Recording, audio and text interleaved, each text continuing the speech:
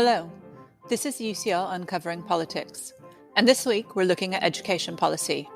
Should there be faith schools, and should there be private schools? And how should we decide such issues? Hello, my name is Jennifer Hudson, and welcome to UCL Uncovering Politics, the podcast of the School of Public Policy and Department of Political Science at University College London. Many of the most important policy decisions that a state can make relate to education. What kind of education should children receive? How far should parents be able to dictate that choice? Is it acceptable to have schools that instruct pupils in a particular religious faith? Should elite private schools be allowed to exist? And, given that such schools do exist, can socially progressive parents send their children there with a clean conscience? My guest today has been exploring these and many other related questions for decades. Adam Swift is Professor of Political Theory here in the UCL Department of Political Science.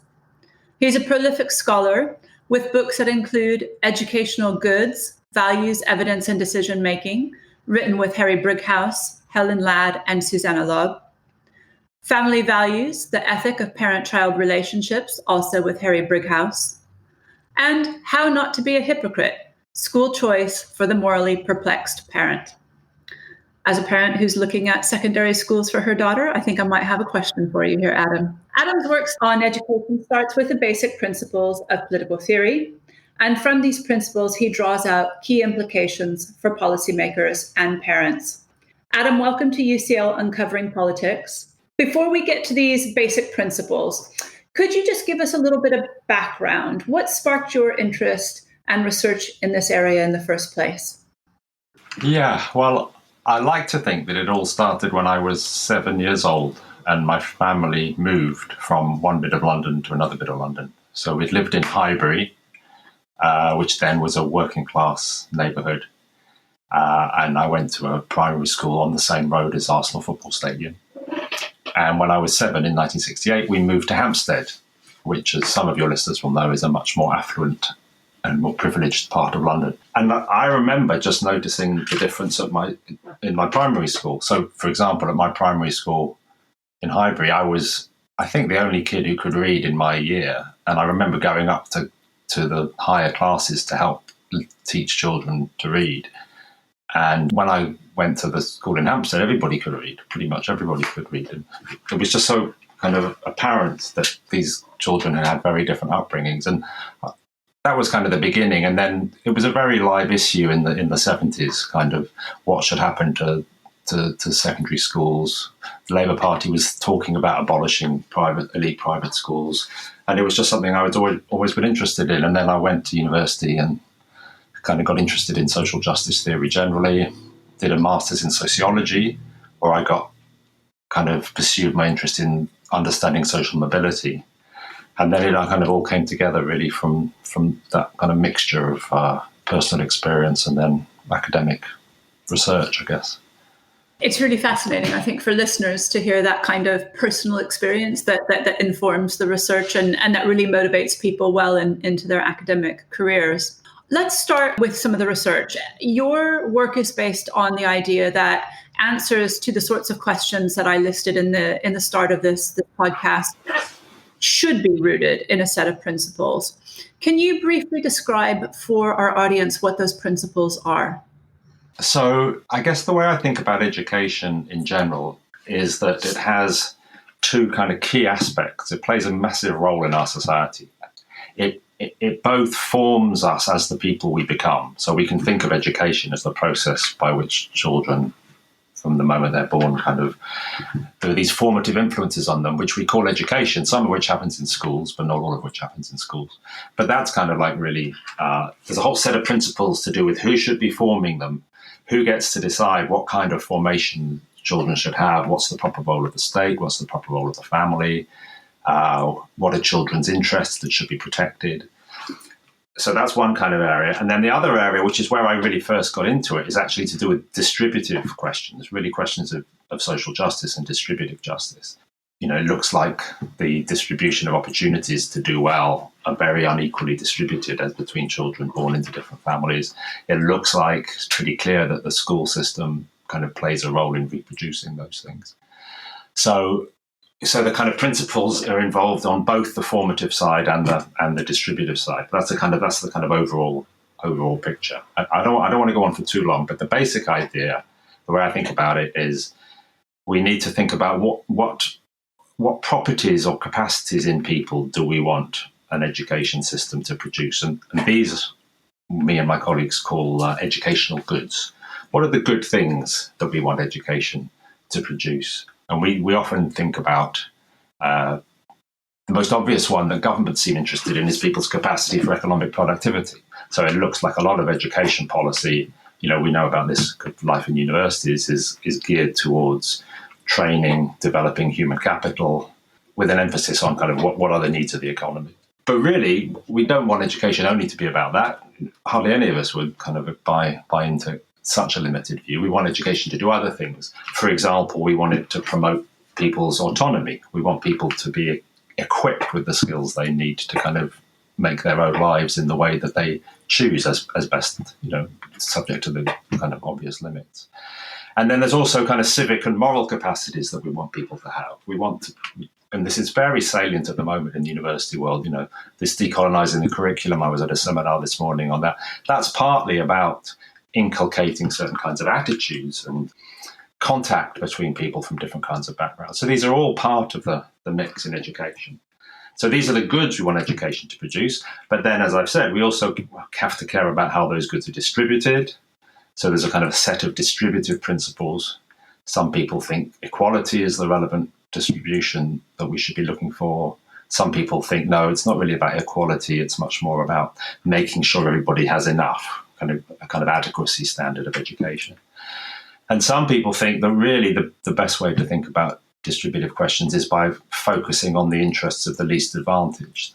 So how should we distribute educational goods, access to education, if our aim is to kind of improve the well-being of those who are least advantaged in the society? And all that is what we call consequentialist, because all that is really to do with the kinds of goods we want our society to have, the kinds of flourishing we want people to enjoy in their lives, and how those goods and that flourishing is distributed. The other part of the story is that there are also what we call non-consequentialist considerations. For example, the rights that parents might have to decide how their children are educated, irrespective almost of the consequences. So their concern may not be to promote any kind of social good. Their concern may not be even to promote their own children's good. It may simply be that they feel this is their child and it's for them to decide kind of how the child is educated. On the other hand, and this is a key focus of my research and my colleagues' research, there are children's interests and children's rights at stake here that need to be, in our view, protected, and in our view, need to be protected a lot more than they currently are. So on the one hand, we've got these consequences, these goods, these distributions that we're trying to kind of get an education system to produce. And on the other hand, we've got these rights that we must respect, but we've got to correctly identify kind of the proper limits on those rights. That's really fascinating, and it kind of makes me want to ask one more question before we move on to some of the practical applications.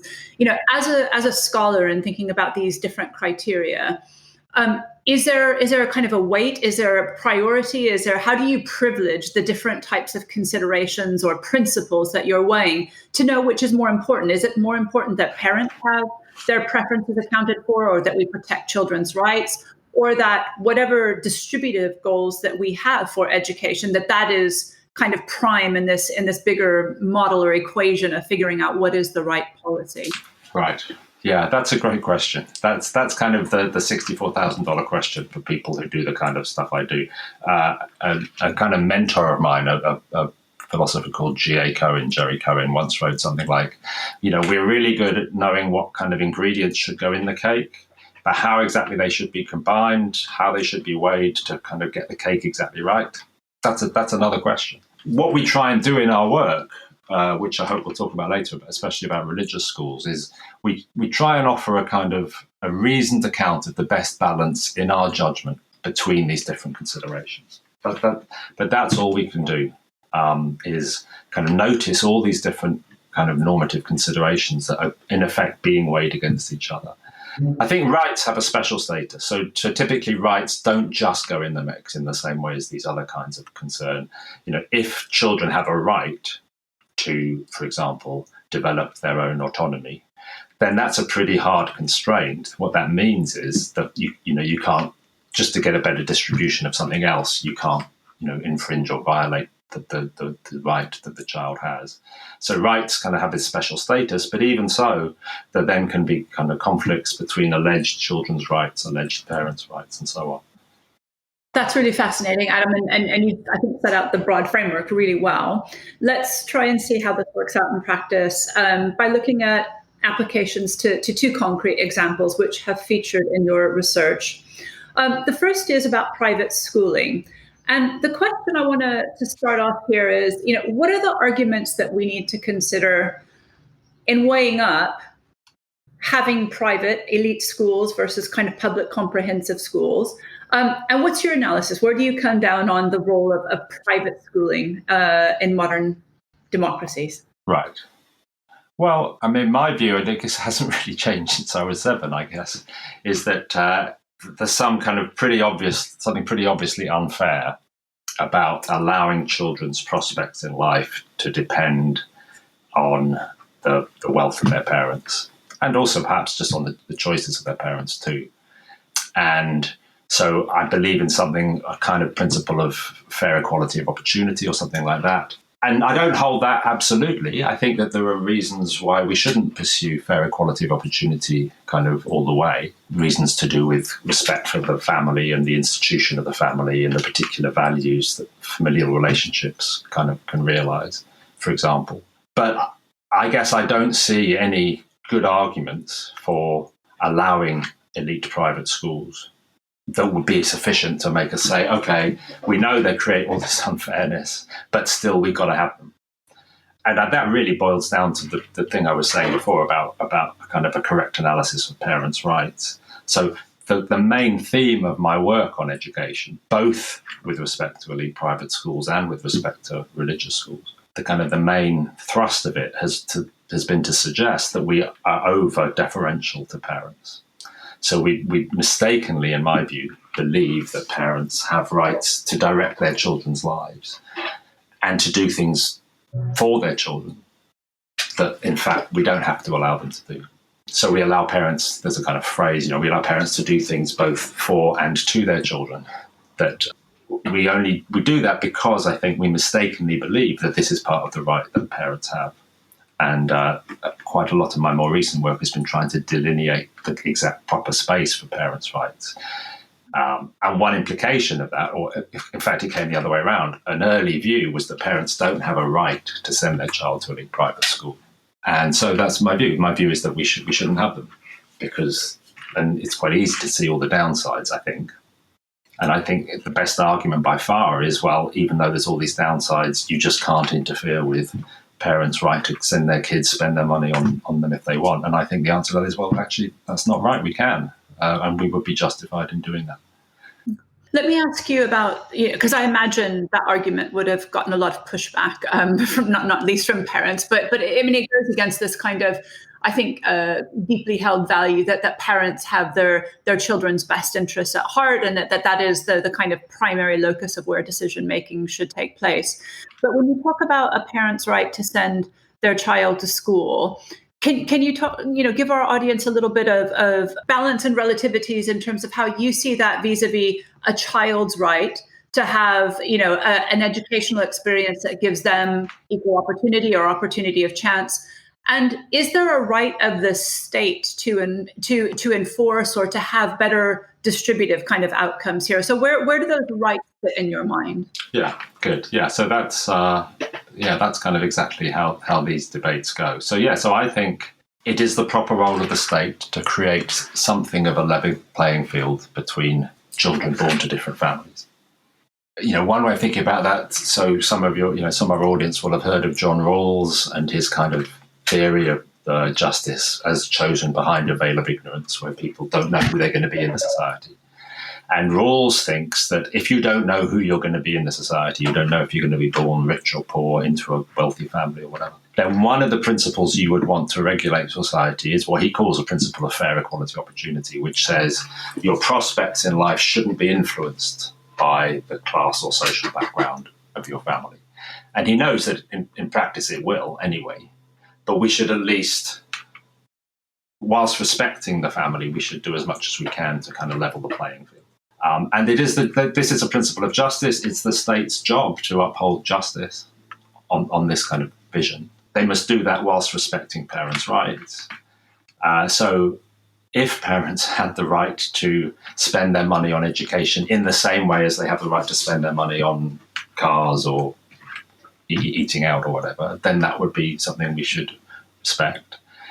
But there isn't, I don't think, a plausible view that this interest in getting to spend money on your children's education, this is all within certain contexts. So I do think that parents have a right to make sure their children's education is good enough. And in the real world, that may sometimes justify parents opting for an elite private school. Might do. You mentioned one of the books I read, How Not to Be a Hypocrite, right? That book is all about the kind of the difference between the societal level issue of what kind of schools should we have and the individual level issue of what kind of school is it justified for me to choose for my kid given the circumstances I face. So some parents may judge that the schools that the state's providing for them are not adequate and not good enough. I think in lots of countries that will be true. Mm-hmm. And maybe in some places in the UK that may be true. And then it may be actually that parents are justified in, if they can, opting out of state provision in order to make sure their kids' education is good enough. But that, on my view, doesn't yield the conclusion that we should allow elite private schools at the systemic level. Because I think if we didn't have elite private schools at the systemic level, more schools would be good enough. Because my analysis of how elite private education works is that it's detrimental to the state system, which is, after all, where 93% of in the UK, 93% of children go is in the state system. Let me pick you up on, I think, two, maybe challenges to those who would contest that we shouldn't have elite private schools, or should contest that we should have them. You just mentioned that the presence of these elite private schools are essentially driving down the quality of public schools. And you talked about in some of your research the kind of absolute difference between the two experiences. And so I guess how would you reply to the argument that some people might say, well, elite private schools are actually kind of raising the collective bar of the educational experience, and it's providing, some students a better overall experience, and it's allowing other public schools to kind of catch up or look at them as a model. So talk to our audience a little bit about that kind of absolute versus relative experience that you bring out in your research. Right. So I think it could be that investing more in some children's education than in others, even at school level. I mean, we do this clearly at university level. As a society, we just make decisions to invest in, more able students or people who have done better in the school system. They get to go to the better universities, where even now there is still kind of residual public funding going into those. So I'm open to the idea that I'm not proposing we should invest equally in all children's education. Some people do propose that. And the reason is that it could well be that some children will benefit. Even children who are kind of on the wrong end of these inequalities may in the long run benefit from allowing the inequalities. So it may be that investing more in some children than others would be beneficial for the children who aren't invested in even. But that's not going to get you to the conclusion that we should allow individual parents to invest in their individual kids. I don't think that might get you into a kind of a meritocratic state system, like I think they have in quite a lot of countries, where they try and identify the most able and they invest extra resources in them. It's quite a competitive system, and they will justify that in the long run everybody benefits from that. But in terms of the quality of schooling, I just don't buy. I just don't see the argument. I don't see even what the mechanism would be that would say, well, state schools are better because there's this elite system alongside it that is creaming off, if you like, the kind of certainly a proportion of the more wealthy children, sometimes by scholarships, creaming off some of the more kind of academically able children, creaming off or sucking out of the state system the kind of political influence and political clout of a kind of affluent class, of the kind of people who can afford to choose private schools for their kids. So it seems pretty clear to me that the existence of this elite system has a depressing effect on the quality of education in the state system. And in any case, education is a positional good. So the value to children of their education depends partly on how much other people are getting. So if you're in a competitive world competing for university places and jobs with others, of your cohort, that have a simple model where people are competing with others of their cohort, then you're unlikely to do as well if you're competing with others who have just had lots more input, money, resource, time, whatever, pumped into their education because they happen to have been lucky enough to have parents who can afford to give them that kind of thing. So I think that both absolutely private schools kind of reduce the quality of what's in the state system, and the relativities really matter here because it's in competitive context. It's how much education you have compared to others that's really the kind of crucial variable. And it looks like social mobility patterns, have remained pretty constant. I mean, some people think they've got even a lot worse, but at best they've kind of remained chances for mobility have remained pretty even. And that's because of this, despite the expansion of higher education and so on. And that's because of this position, I think in large part because of this positional aspect of education. I suspect we could talk for another hour on elite private schools, but I want to move on to another area that your research has focused on quite extensively, and that's on the role of religion in education and the degree to which you think it's appropriate for schools to educate children within a particular faith. So could you kind of set out, I think, first, what are the key questions here? What are the questions that you've looked at in your research? So I think the questions here are, should the state be funding schools of a religious character at all? Which, as you'll know, that in the US, they don't. There's a kind of pretty hard line between the state and religion in that way. And Americans are always kind of completely bemused when they come here and, academics come and they visit for a year and they send their kid to the local school and it's all this very often got all this religious stuff going on and they kind of can't believe that's what's happening. So that's one big question. Then if you are going to have religious schools, the kind of, as it were, in what ways the school can educate about religion or indeed teach religion as true. So, typically if you go to a faith school, that school will teach that doctrine as the truth. They won't just say, let me tell you some stuff about Christianity in case you're interested. They'll say, they'll give you some doctrine. And that is, so the kind of the way in which the curriculum of schools and how they should teach religion. Then there are really interesting questions about admissions policies, which I've done quite a lot of work on recently about, should schools be allowed to admit just 100% children of believers in the faith that the school is kind of, that is the religious that affiliation of the school, or should they have to mix children from different backgrounds and so on? And then, of course, there's questions about the state versus private. Some people think the rules should be completely different in the state system from in the private system. Again, the US comes to mind there. And then there's homeschooling, which is a growing area, at least in the UK. And it's a bit of a free-for-all at the moment, to be honest. There's very little regulation and very little control of how children are raised if they're home educated. So these are the questions. Let me start with one particular area, and this goes back, I think, to your kind of framework that you use to evaluate this. So much of your argument on faith-based schools derives from the value that you place on personal autonomy for children, right. So that children have the right and the ability to make choices about their own future. Your argument, as I understand, is that autonomy is really important for human flourishing. But that stands in contrast to some faith traditions that might say, well, it's not really autonomy that matters for human flourishing. It's about stable, multi-generational communities. It's a right for that community to be able to induct its new members or socialize its members into the community's core beliefs.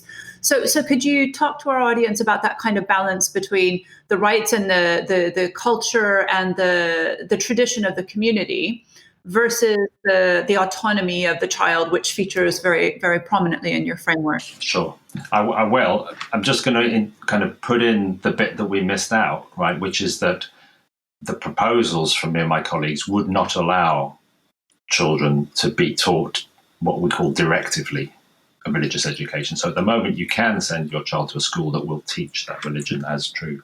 And we say you shouldn't be allowed to do that.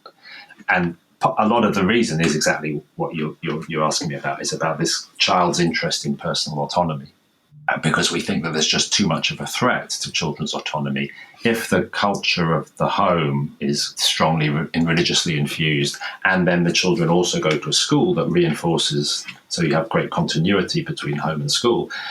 It can be for children very hard to think for themselves and to decide that actually this life that their parents have been living doesn't suit them. So the principle of autonomy, the kind of value of autonomy is it's the children's lives that are at stake here.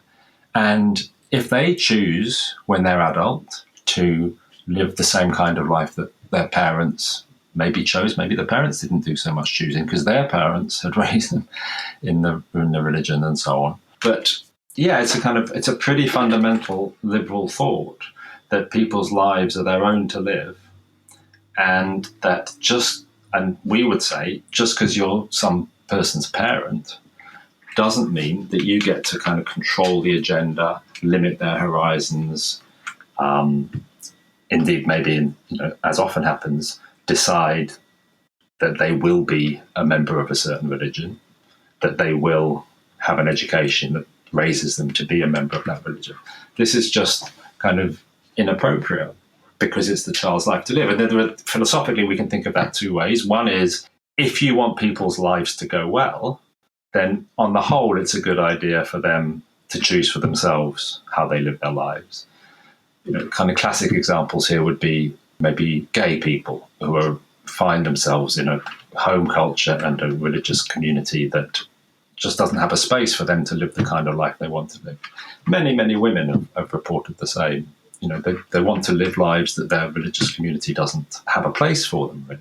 So this is about, in order for people to live well, they need to be able to choose for themselves the kind of life and not be. There may be great value in stable, multi-generational communities if people want to reproduce that, given lots of options or given information about other ways of living, great, that's fine, that's their choice. But it's got to be their choice, and they have to have other options available to them.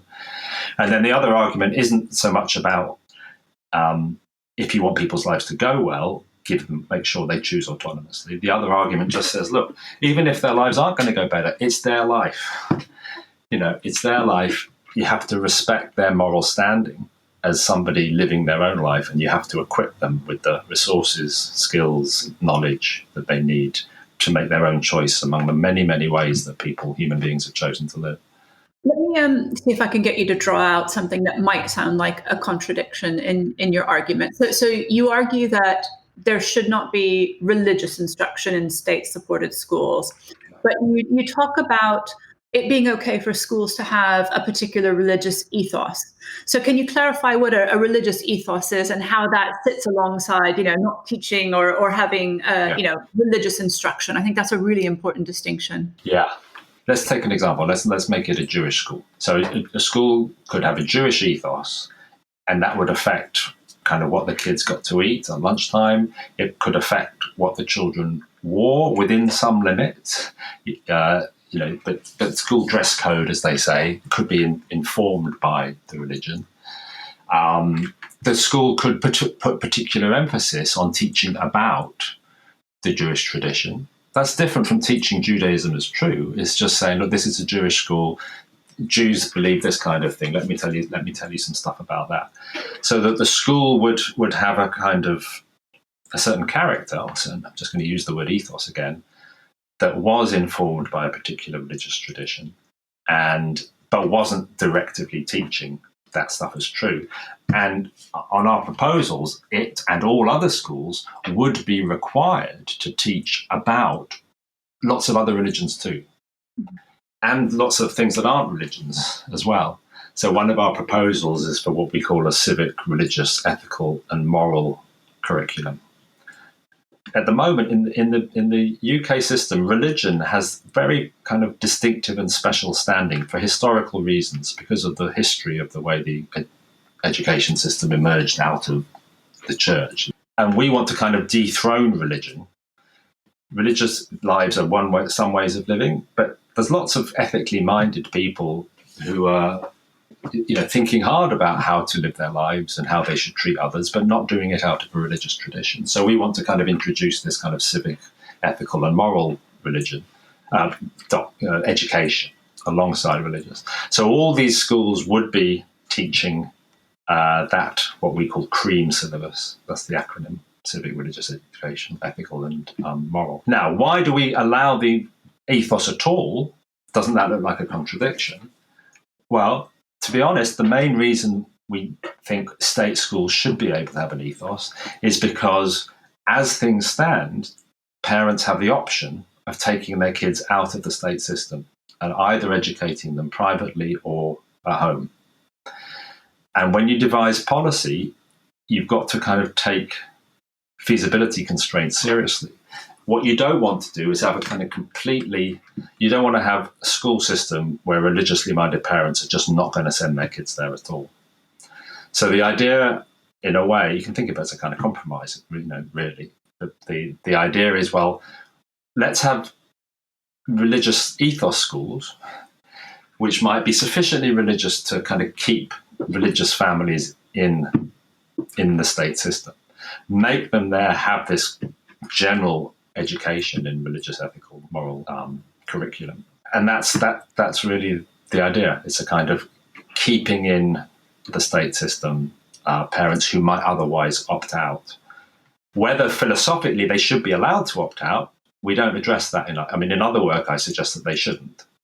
But in the policy proposal work that I do, and this is a quite interesting feature of policy proposal work, that it needs to be more pragmatic, it needs to be more realistic. There, the suggestion is that we should allow this kind of religious ethos. But another bit of our proposal is that schools shouldn't be allowed to select 100% on the basis of religion. So these schools may have a religious ethos, but they can't, by design, be just full of Jewish children or Muslim children or Christian children or whatever. If other people want to go to these schools, they have to be allowed in. Only 50% is our proposal can be selected on a religious basis. Adam, I think that takes me to my final question, and you've already gotten us there, but you've written a lot of the books that we've talked about in the beginning of the podcast, but several pamphlets that are really designed to be accessible to non-academics and to policymakers.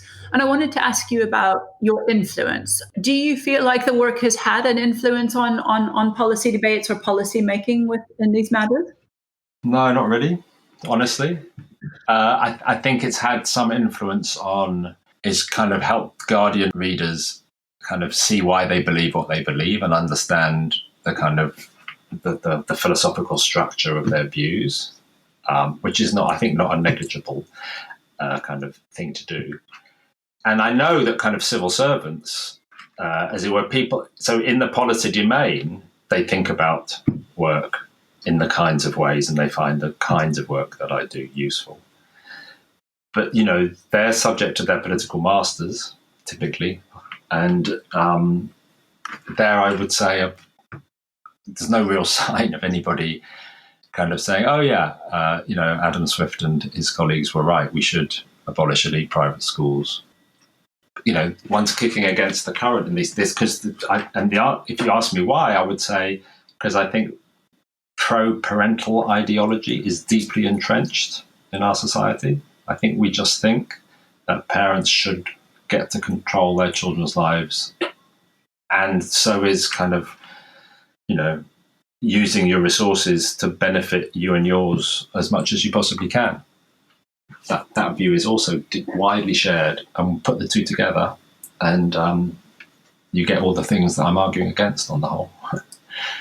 Do you think that recent debates that we've had kind of collectively as a society, post-pandemic, but even pre-pandemic, around inequality and rising inequality and greater awareness of inequality, does that break down this kind of elite consensus on the value of elite private schools, or the kind of pro-parental rights that dominate this space? Is there any inroad there, or are we in the same place that we were in the 70s when you talked about this being a really kind of vibrant and vital discussion?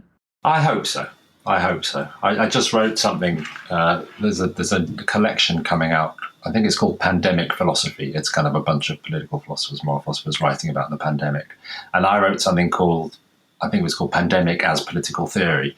And the kind of conceit was that we could hope that we could treat the pandemic as teaching us some lessons in political theory, some things that political theorists have been going on about years and years and years, but are kind of made so vivid and so stark that the extent of the inequalities, the exacerbation of the inequalities, the ethnic dimension, the gender dimension.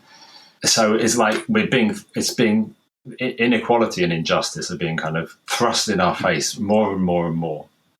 And one can hope that eventually, at some point, people will say enough. This is we just really don't want to go on like this.